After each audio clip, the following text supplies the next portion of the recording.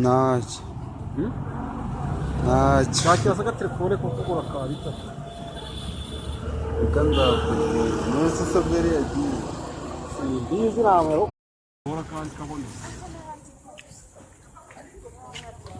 yambinye amafaranga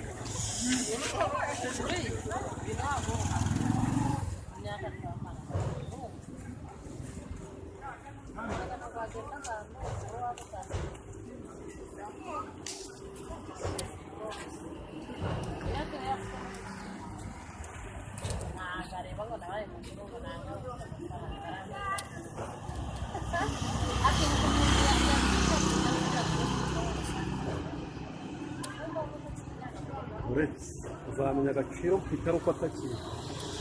ndetse amani yagukoresha aragukoresha yanagukwiye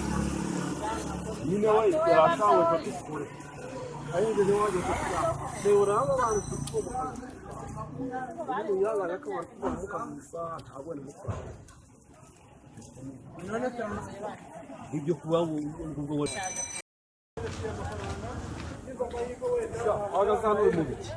ntacyo ntacyo ntakibazo agatelefone ko kugura ka bitatu reka nzakugura mwese saberi yagiye simbizi namwe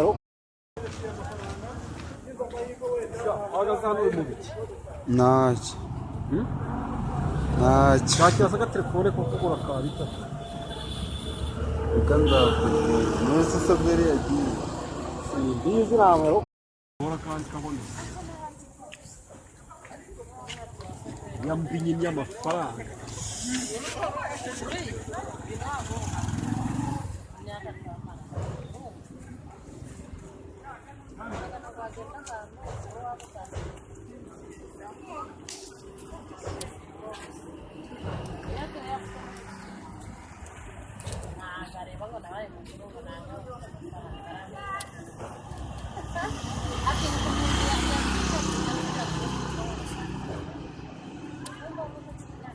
uretse uzamenya agaciro mfite uko atakiri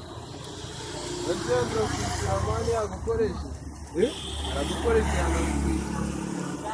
nyine we yarashawe kutikure ayinde ni waje kutikura seura abantu kutikura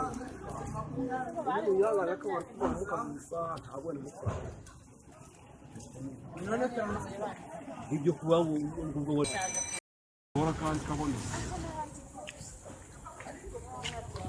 yambinye amafaranga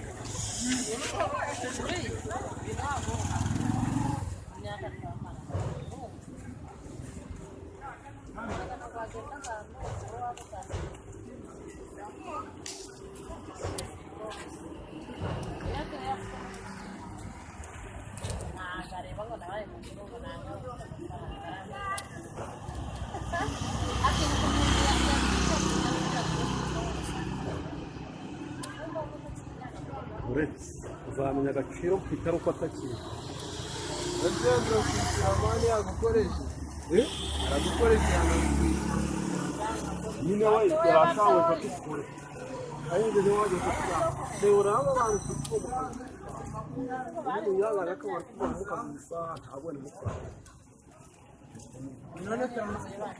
ibyo kuba ngo